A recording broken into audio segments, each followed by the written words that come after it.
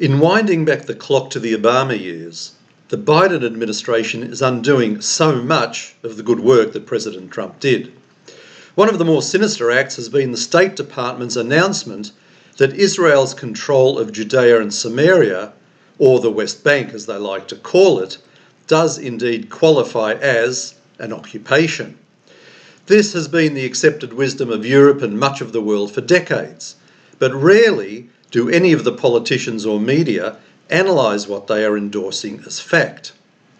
If Judea and Samaria are indeed occupied, then the obvious question is, who is Israel occupying it from? And herein lies the problem. The term West Bank arose because it was the territory situated on the west bank of the Jordan River that was illegally occupied by the state of Jordan after Israel's War of Independence. So is everybody saying that what Israel is doing is an occupation of a previously illegally occupied territory? That doesn't make any sense. Before Jordan claimed it, the area was under the rule of the British Mandate, but they closed up shop and left the area, so Israel can't be occupying it from them. And before that it was under the control of the Turkish Ottoman Empire, but they lost it when they lost World War I to the Allies.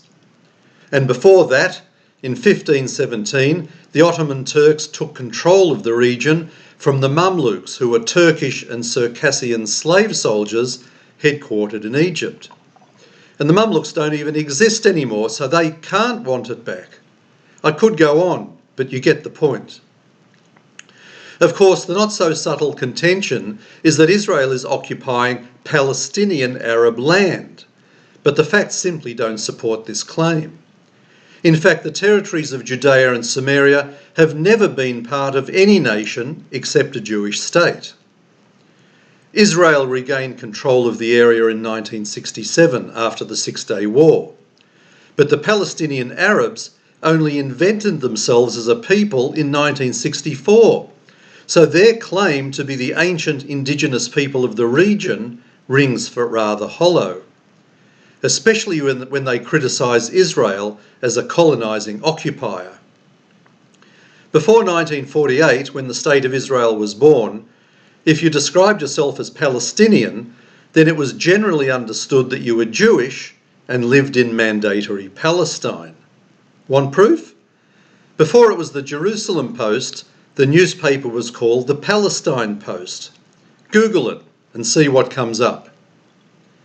The Arabs living there at the time considered themselves, well, Arabs, from mainly Syria and Egypt, who migrated to the area in search of better employment, living and educational opportunities for their families.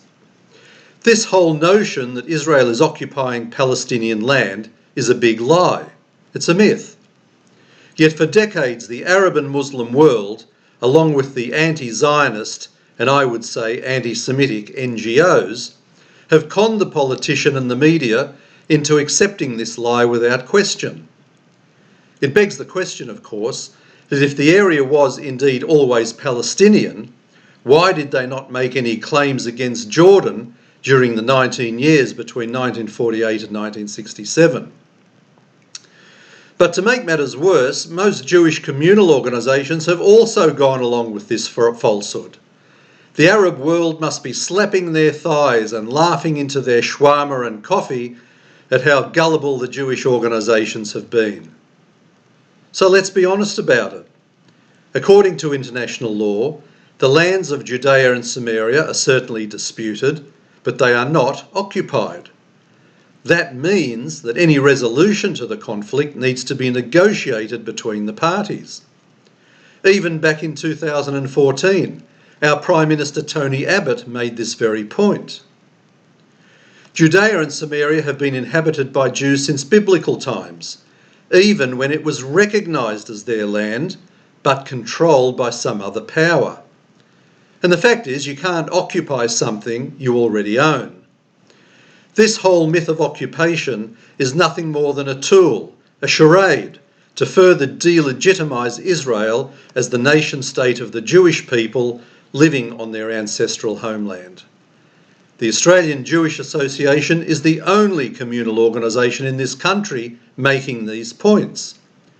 All the others waffle on with the usual politically correct vagaries of language because they think it helps. It doesn't. Only the truth will result in everybody in that part of the world coexisting in peace and prosperity. And let's be blunt about it. You won't get the truth from our mainstream communal organisations, but you will get it from us. This is Alan Friedman for the Australian Jewish Association.